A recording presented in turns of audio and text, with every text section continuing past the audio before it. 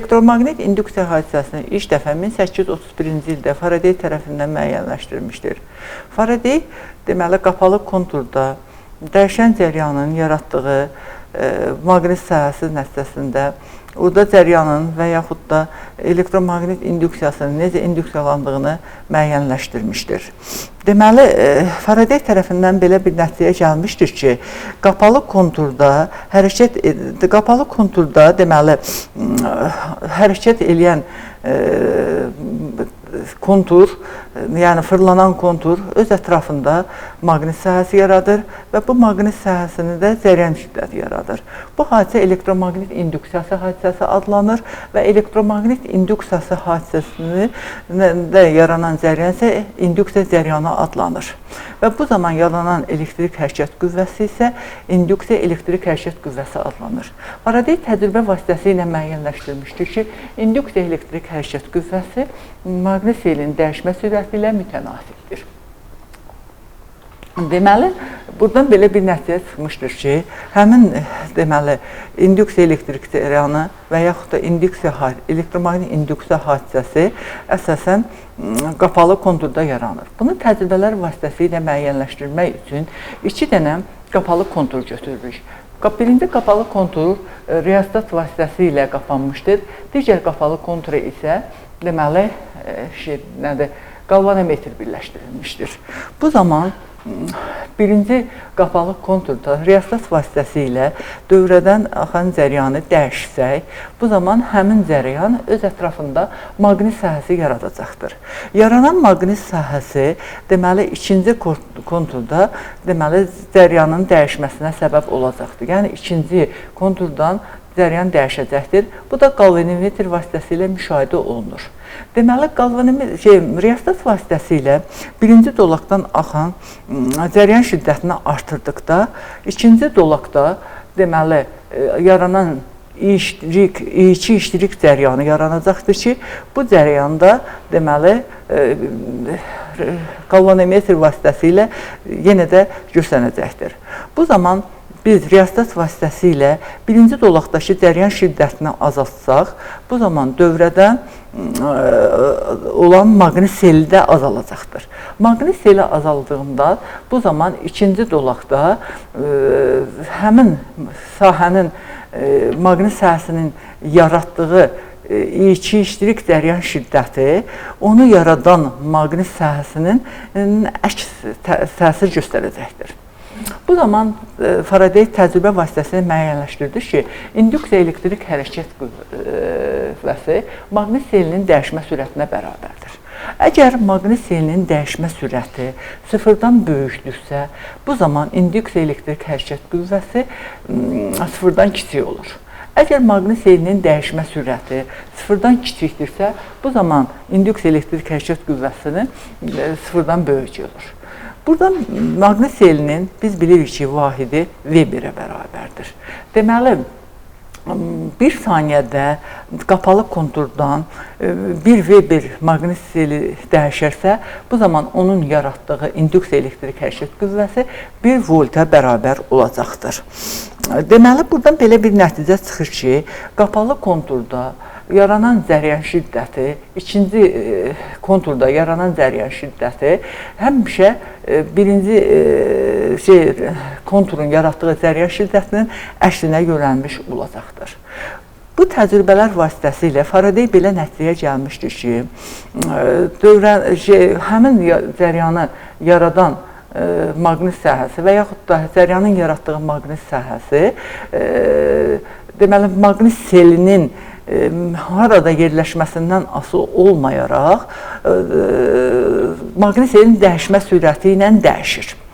Deməli, ikinci konturu birinci qapalı kontura yaxınlaşdırıb uzaqlaşdırmaqla oradakı deməli, cəryanın qiymətini də dəyişmək mümkün olur. İnduksiya elektrik cəryanının qiymətini Lenz qaydası ilə müəyyənləşdirilir.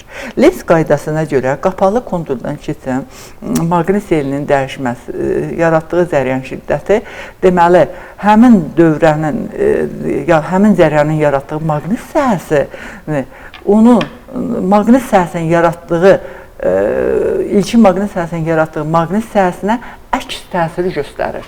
Bu da belə bir nəticəyə gəlib çıxır ki, deməli, qapalı konturdan keçən zəryan şiddəti, yəni induksiya elektrik zəryanının əksinə yönələn və sahənin əksinə yönələn yeni bir zəryan yaranır.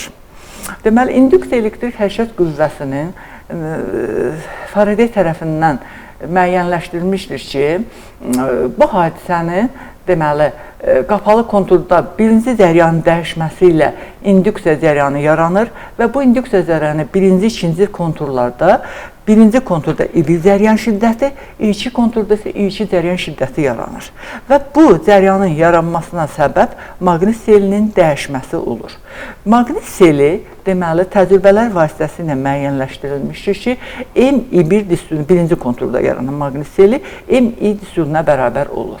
Və bu zaman təcrübələr vasitəsilə müəyyənləşdirilmişdir ki, burada M, deməli, induksiya misalı və yaxud da induktivlik adlanır. İnduktivlik nə maqnit selinin dəyişməsinə görə, nə də induksiya zəryanının qiymətinin dəyişməsinə görə dəyişmir.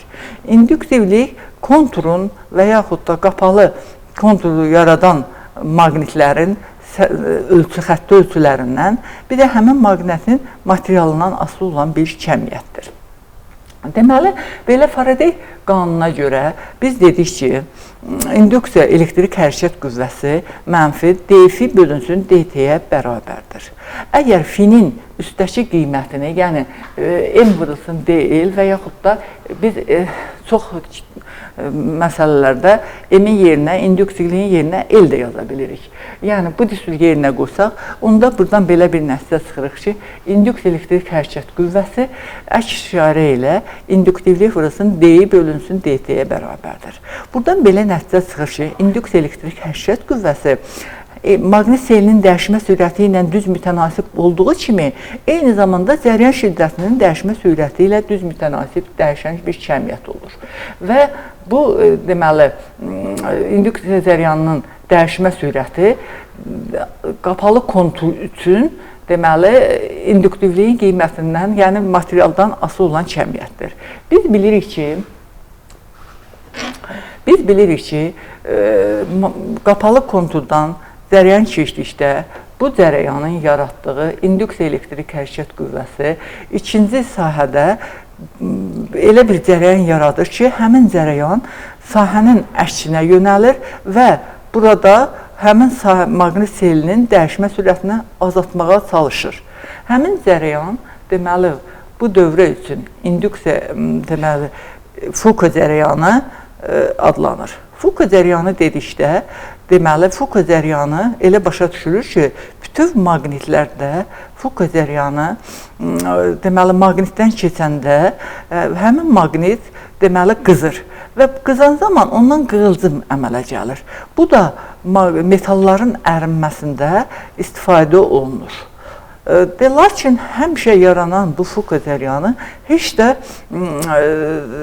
əhəmiyyətli, yəni işə müsbət nəticə göstərən bir kəmiyyət kimi olmur. Həmin Foucault zəryanının nəticəsində qapalı konturdan və yaxud da ayrı-ayrı naqillərdən zəryan keçdikdə bu zaman naqillər qızmağa başlayır. Naqil qızan zaman, bu zaman əgər naqilin müqaməti çox kiçik olarsa, buradan çox böyük zəryan keçir. Zoll-Lenz qanununa görə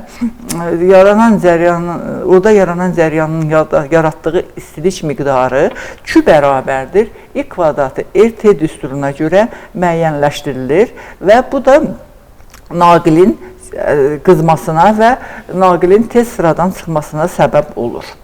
Belə təcrübələrdən nəticəyə gəlinir ki, deməli, Foucault zəryanını azaltmaq əsas prioritiv məsələlərdən biridir.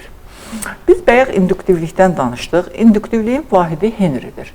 Deməli, beynəlxalq sistemdə bir Henri, deməli, bir naqildən bir amper zəryan axdıqda, onun maqnit selinin bir Weberə bərabər olduqda, o da bir Henriyə bərabər olmuş olur. Deməli, konturdan axan cəryan şiddəti dəyişən zaman yalnız qonşu konturda deyil, deməli, həmin konturun özündə də induksiyalanır. Və bu hadisə eyni zamanda öz-özünə induksiya hadisəsi adlanır. Konturda maqnit selinin axan cəryan şiddəti pi bərabərdir Eylid üstünlüğünə görə müəyyənləşdirilir. Burada konturun induktivliyi adlanır. Deməli, konturda maqnit selinin cəryan şiddətinin dəyişmə sürətinin nə qədər artıb azalması burada induksiya elektrik hərəkət qüvvəsində dəyişməsinə səbəb olan proseslərdən biridir. Əgər maqnit selinin dəyişmə sürəti, cəryan şiddətinin dəyişmə sürəti sıfırdan böyük olarsa, bu zaman induksiya elektrik hərəkət qüvvəsi sıfırdan kiçik olur. Əgər cəryan şiddətinin dəyişmə sürəti sıfırdan kiçik olarsa, bu zaman maqnit selinin dəyişmə sürəti sıfırdan böyük olur. Bu deməkdir ki, birinci konturun axan cəryan şiddəti ikinci konturda maqnit sahəsi yaradır və bu maqnit sahəsi öz ətrafında cəryan keçir və bu öz ətrafında elektrik sahəsi yaradır.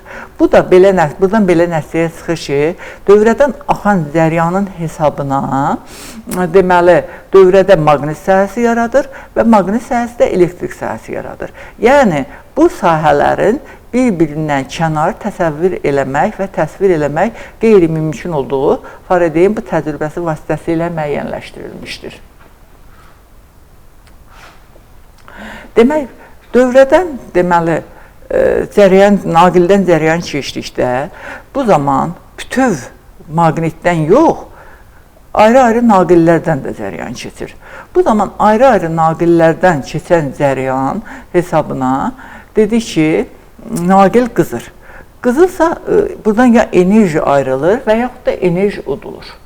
Deməli, ona görə də maqnit sahəsinin malik olduğu enerjini müəyyənləşdirmək üçün deməli, həmin naqilin və yaxud da həmin maqnitin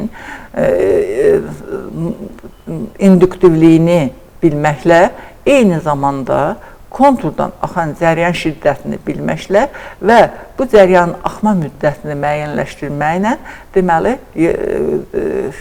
qapalı konturdan axan cəryan şiddətinin yaratdığı enerjini müəyyənləşdirmək olar.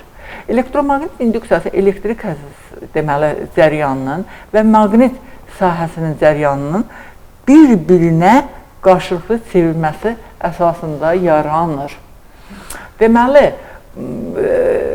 bu nöqteyi nəzərdən yaxınlaşsaq, maqnit sahəsinin enerjisi ifadəsini tapmış olarıq. Tutaq ki, el induktivliyi konturdan cəryan sıfırdan hər hansı bir i qiymətinə qədər dəyişmişdir. Yəni, artmışdır. Bu zaman maqnit seli fi bərabərdir, eli deməli, qanunundan artmışdır. Maqnit seli əgər artarsa, biz bilirik ki, o həmin maqnit selinin yaratdığı cəryan şiddəti də artır. Bu zaman onun dəyişməsini və maqnit selinin gördüyü işi integralla tapsaq, A bərabərdir sıfırdan i-yə qədər eli d-i, bu da bərabərdir eli kvadrat bölünmüş 2 olur. Demək, maqnit sahəsinin enerjisi W bərabərdir eli kvadratı bölünsün 2-yə bərabər olur. Deməli, maqnit selinin dəyişməsini, müəyyən enerjinin dəyişməsini və yaxud da dövrədəki induksiya elektrik hərəkət qüvvəsini dəyişmək üçün müxtəlif cihazlardan istifadə olunur ki, əgər cəryan şiddətini biz dedik ki, qapalı konturda dəyişmək üçün riostat vasitəsilə artıb azaltsaq, yəni dövrənin müqavimətini, dövrədən axan nəqildən müqavimətini artırıb azaltsaq, oradakı cəryan şiddətini də artırıb azaltmış oluruq. Bunun nəticəsində də gərginliyi artırmış oluruq. Biz bilirik ki, dövrə hissəsinin ohm qanununa görə naqilin uzlarındakı, naqildən axan cəryan şiddəti naqilin ızlandakı gərginliyi ilə düz, onun müqaməti ilə tərs mütənasibdir. Eyni zamanda Thom dövrəsinin Ohm qanununa görə cəryan şiddəti elektrik hərəkət qüvvəsinin naqilin daxili müqaməti ilə mənbəyin xarici müqamətinin cəminə bərabər olduğunu bilirik. Biz dəyişən cəryan dövrəsində müqaməti tapmaq üçün tək aktiv müqamət, yəni naqilin müqaməti yox, eyni zamanda maqnitin induktiv müqamətini və tutum müqamətini də bilməliyik və bu müqamətlərin hansı kəmiyyətlərdən necə dəyişdiyini bilməliyik. Biz bilirik ki, dəyişən cəryan dövrəsində cəryan ağırlıqda maqnit seli sinus və yaxud da kosinus qanunundan dəyişir. Yəni fi bərabərdir fi m kosinus omega d və yaxud da sinus omega d qanunundan dəyişir. Dəyişən cəryan dövrəsindən söhbət gedirsə, dəyişən cəryan dövrəsinin tezliyi biz bilirik ki, 50 Hz qəbul edilir.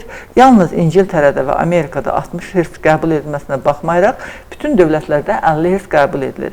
Bu deməkdir ki, yəni bir saniyədə cəryan şiddəti öz amplitude qiymətini 50 dəfə almış olur.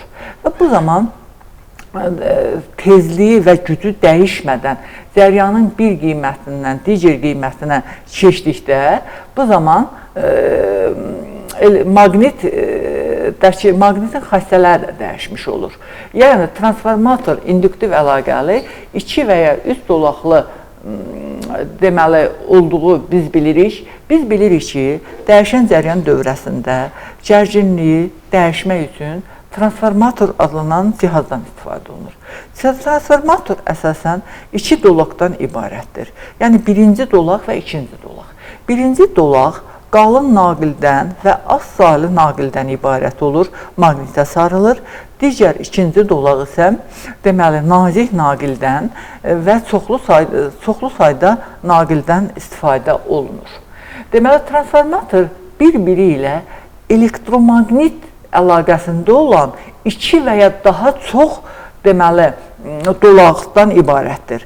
Bu dolaqların bir-birindən aralanması üçün izolə edilmiş və yaxud da izolə edici materiallardan, kağızdan və yaxud da başqa bir izolə edici materiallardan istifadə olunur.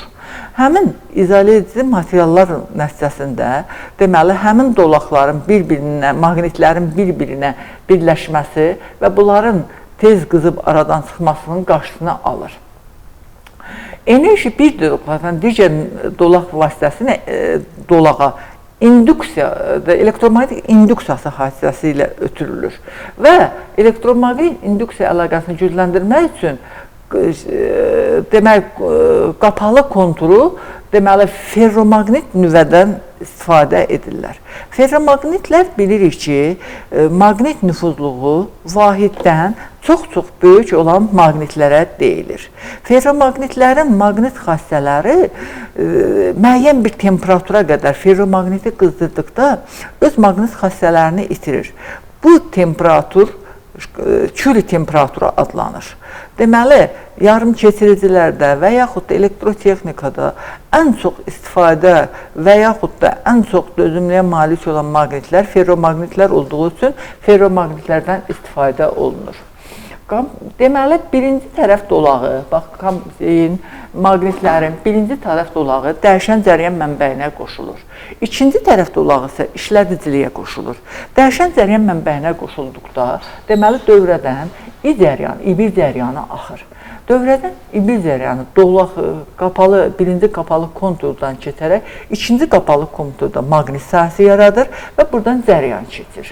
Və bunu əsasən vurğulamaq lazımdır ki, əgər birinci dolaqların sayını M1, ikinci dolağın sayını N2 işarə eləsək, birinci dolaqdan axan cəryan şiddətini I1, ikinci dolaqdan axan cəryan şiddətini I2 ilə işarə eləsək və birinci dolağın verilən gərginliyi U1, ikinci dolağın gərginliyini U2 ilə işarə eləsək, bu zaman biz transformatorun gücünü müəyyənləşdirə bilərik. Biz bilirik ki, transformatorun gücünü tapmaq üçün induksiya elektrik hərəkət qüvvəsini, yəni Y-ni ondan dolaqdan axan cəryan şiddətindən müəyyənləşdiririk. vurmalıyıq. Buradan belə nəticə çıxır ki, əgər transformator sabit gücə və sabit tezliyə malik olmalıdırsa, onda elektrik hərəkət qüvvəsi artdıqca cəryan şiddətini azaltmaq lazımdır ki, bu deməli hasil sabit qalsın və transformatorun gücünə təsir etməsin. Transformatorun faydalı iş əmsalı və yaxud da transformasiya əmsalını müəyyənləşdirək. Transformatorun transformasiya əmsalı ikinci dolağın sarğılarının sayının birinci dolağın sarğılarının sayına nisbəti bərabərdir. İkinci dolağın deməli axan cəryan şiddətinin birinci dolağın cəryan şiddətinə olan nisbəti və yaxud da birinci dolağın gərginliyinin ikinci dolağın gərginliyinə olan nisbətinə bərabər olan cəmiyyətdir. Transformatorun transformasiya əmsalını müəyyənləşdirmək üçün əgər biz təcrübə vasitəsilə müəyyənləşdirsək ki, birinci dolağın gərginliyi ikinci dolağın gərginliyindən böyükdürsə, bu deməkdir ki, bu transformator alçaldıcı transformatordur. Əgər ikinci dolağın gərginliyi birinci dolağın gərginliyindən böyükdürsə, bu deməkdir ki, bu yüksəldici transformatordur. Transformatorların deməli, birinci dolağın sarğılarının sayı ikinci dolağın sarğılarının sayından azdırsa, bu transformatorda alçaldıcı transformatordur. Əgər ikinci dolağın axan cəryan şiddəti birinci dolağından axan cəryan şiddətindən böyükdürsə, bu transformatorda yüksəldici transformatordur. Buradan belə nəticə çıxır ki, transformator əmsalı vahiddən böyük olduqda, bu transformator yüksəldici transformator, transformasiya əmsalı vahiddən kiçik olduqda isə, bu transformasiya əmsalı alçaldıcı transformator adlanır. Deməli, transformatorların naqilləri və yaxud da dolaqları bir-biri ilə üçbucaq və ya çoxbucaqlar şəklində birləşdirilir. Deməli, bu transformatorların birləşmə sxemləridir. Əgər dəyişən maqnit felinin təsirindən yaranan burulğanlı cəryanı törədə biləcək işçiləri azaltmaq məqsədi ilə dövrənin maqnit dövrəsinin qalınlığı, yəni bunlar arasında qoyulan lövhələrin qalınlığı 0,28 və 0,5 mm olan elektrotexniki polad vərəqlərdən yığılmalıdır. Burulğanlı cəryan deyirik ki, burulğanlı cəryan dövrədəki enerjini və yaxud da dövrədə yaranan gərginliyi azaltmağa çalışan cəryandır. Bu cəryanın çox deməli azalmasına nəsə deyilir, nail olmaq üçün bu polad vərəqlər bir-birindən, burada olan bu polad vərəqlər bir-birindən nazik oksid təbəqə ilə izolə edilirlər. Maqnit dövrəsində çubuqların en kəsiyinə çevrə daxilində çəkilmiş pillələr çoxbucaqlar şəklində verilir. Həmin çoxbucaqlar bayaq dediyimiz kimi üçbucaq şəklində və ya çoxbucaqlar şəklində ola bilir. Transformatorun deməli gücü artdıqca çubuqlarının, həmin yarımada yerləşən çubuqlarının sayı da artmış olur. Çubuqların sayı artdıqda buna sərf olunan metalların da sərfiyyatı çox olur. Bu arada ki, bunun da maya dəyəri çox olur.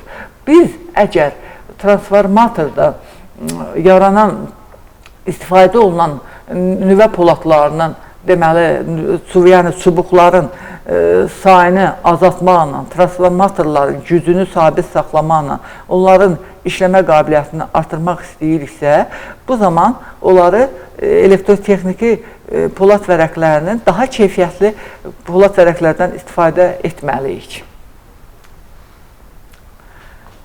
Deməli, həmin çubuqlar bu yarıqlar vasitəsində yerləşdirilir və bu dolaqlar, deməli, bu korpuslara möhkəm birləşdirilir və bundan başqa bu çubuqlardan axan cəryan və gərginlik dolaqların, deməli, quruluşunda hər bir quruluş üçün müxtəlif qiymətlərə malik olur. Və burada müxtəlif seksiyalara ayrılır həmin çubuqlar və müxtəlif hündürlüklər boyunca bir-birinin ardınca yığılırlar bu çubuqlar. Və bu çubuqlar güc transformatorlarında əsasən konsentrik dolaqlardan istifadə olunur. Bu konsentrik dolaqlar hesabına isə deməli transformatorların iş prinsipi yaxşılaşdırılır. Deməli, transformatorlar bilirik ki, bir fazlı və üç fazlı olur. Əsasən üç fazlı transformatorlarda enerjinin bir yerdən başqa yerə ötürülməsində də istifadə olunur. Transformator dodaqları əsasən alüminium və visdən hazırlanır və yəni naqillərdən hazırlanır. Alüminiumdan istifadə etdikdə en kəsik sahəsi mis naqilin en kəsik sahəsindən təxminən 70% artıq götürülür.